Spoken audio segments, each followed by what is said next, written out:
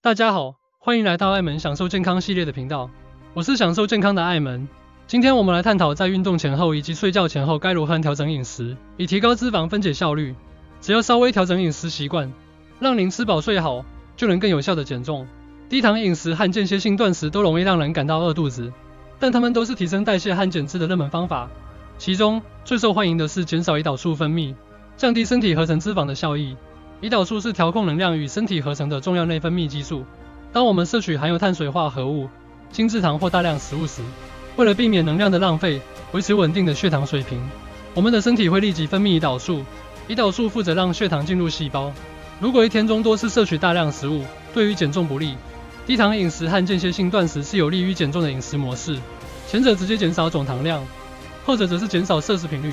从而降低胰岛素的分泌。然而，这两种饮食法容易让人感到饿肚子，而在减重过程中，饿肚子常常让我们失去动力，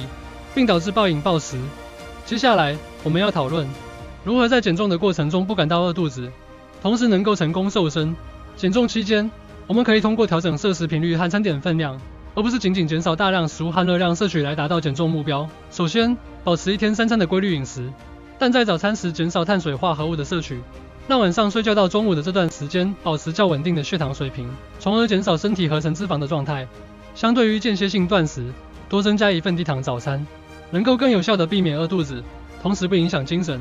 更能适应正常生活形态的饮食方式。低糖早餐模式主要以蛋白质和脂肪为主，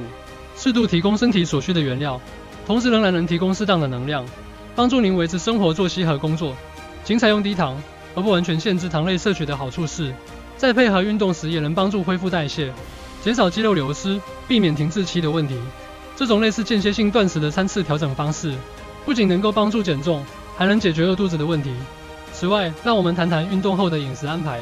在减重过程中，减至你满意的体重后开始运动是非常重要的。它不仅能帮助消耗热量，还能刺激身体维持高代谢。如果你没有运动习惯，可以从每周3天隔天运动的方式开始，逐渐养成运动习惯。在运动前，我们应该注重提供足够的能量，帮助身体达到最佳的运动效益；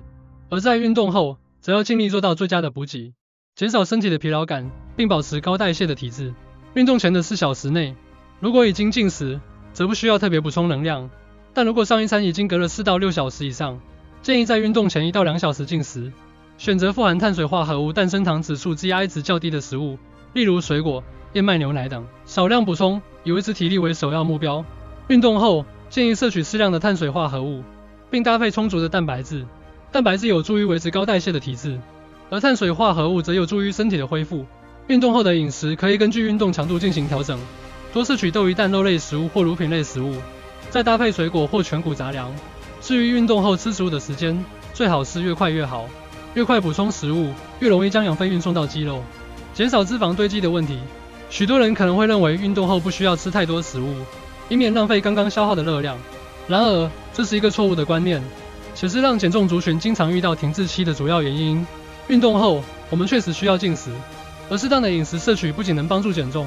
还能增加肌肉，提高代谢速率，让减重变得更加顺利。运动并不仅仅是消耗当下的热量，也不仅仅是所谓的后燃效应。运动后的饮食在资源重新分配方面至关重要，它能让吃进去的营养分配到最适当的位置，并达到最佳减脂效果。因此，无论我们运动到多晚，都需要补充食物。最关键的时间点，最重要的一餐，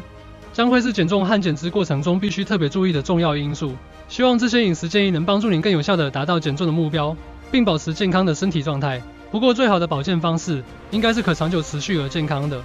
每个人的身体和需求都不一样，建议咨询我们的营养师或健康专家，以获取个人化的建议和指导。根据你的目标、身体状态和饮食习惯，制定适合你的健康计划。那最后祝大家都能够轻松享受健康，谢谢大家的收看，我是享受健康的艾门。如果喜欢我们的影片，记得按订阅频道，别忘了开启小铃铛才会收到最新通知。